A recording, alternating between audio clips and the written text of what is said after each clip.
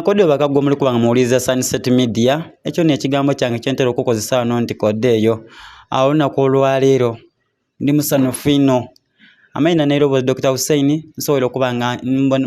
nsisinkana kuba mukubasaada banange nande bairenga mbawa chemba wairwa kuba ndikabiniza abakyaziza katusoke tuve mu bino memale ndabe baza kulwange amaina nairobi baba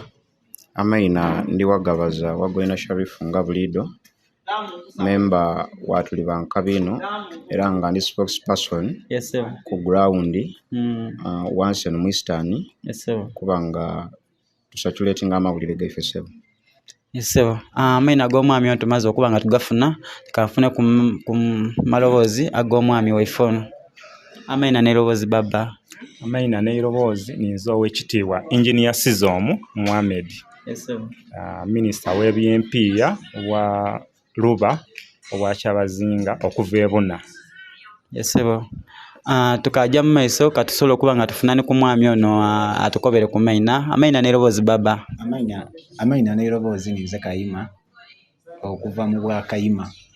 era nga ninze special assistant mu office y'omukonganya yes sir okay tuyanza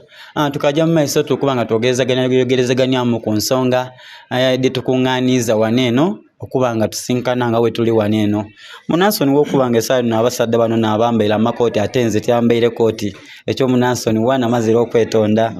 so tuli kumbala okuba nga mukunganira ku okuba nga muidamu lwanira mwana muwala Flower Galo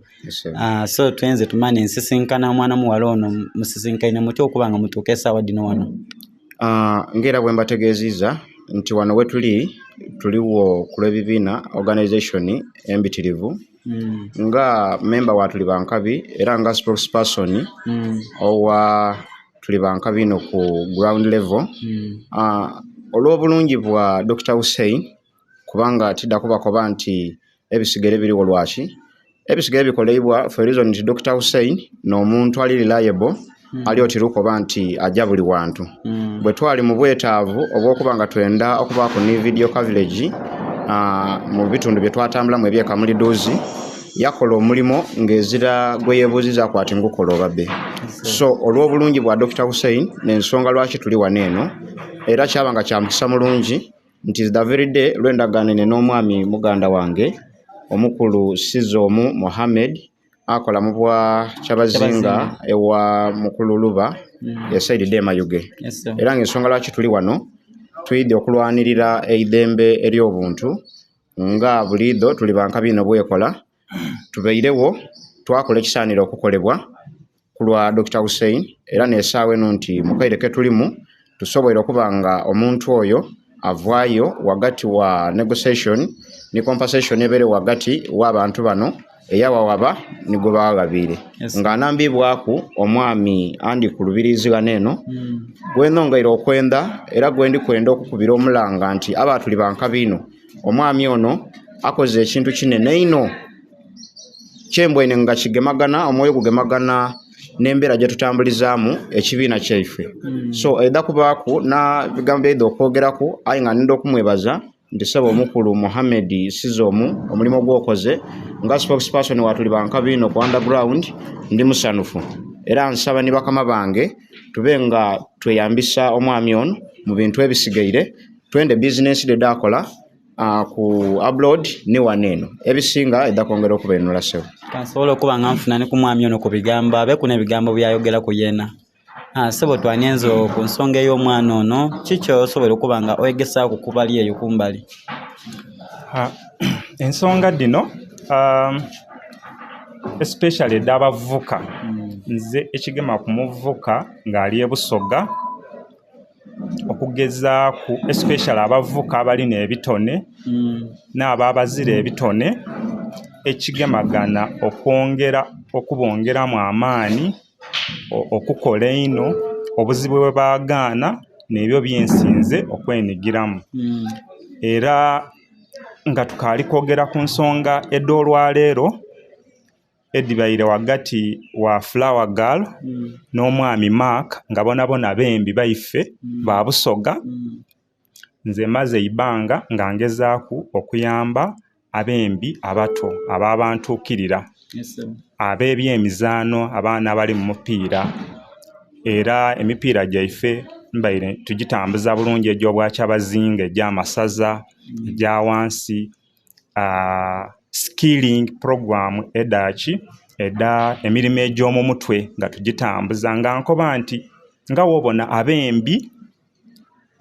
n'abaana abazaana omupiira n'ebyemizaano ebindi ng'ensonga yange buliido mbakoba nti woba nga toli kwemba oba nga tolizaana mupiira gw'ofunamu ssente kiki ekindi ky'osobola okukola kuba omupiira okwemba n'ebitone ebindi kiba ku time nti kituuka ekiseera kyawaaku ayi kiki ekindi ky'osobola okukola oba mu biseera byo eby'eidembe era omulango ogusooka ndida abakubira nti fena okola ogwo omulimo gw'olikola mu kiseera kino watoola akakasente wakata mu mulimo gw'oyenda okuwangaaliramu obulamu bwona abandi kye beeta bizinesi nti wenaafuna sente dange wano mu kwemba mu mupiira mu skilling nenda gita mu kintu fulani nze abaana bano ababiri Flower Girl ne Maaka ezira gwendidi nze nviire Kampala gyensinga okuwangaalira nga ndidda ku programu dange nayagana ensonga ku ground ensonga edo nga munamawulire Tom Kimalyo agemagaine ni tuli bankabiino Busoga Initiative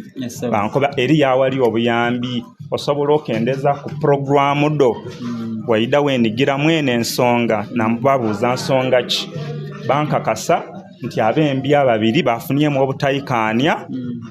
aye bali mu mbugadde amateeka balikola ki kweyuza nze naakoma ensonga dino tusobola okudimaliriza kuba bano abembi ababiri Flower Girl ne Maaka nga toyire ku ensobi bonga abantu debakoze eki debakoze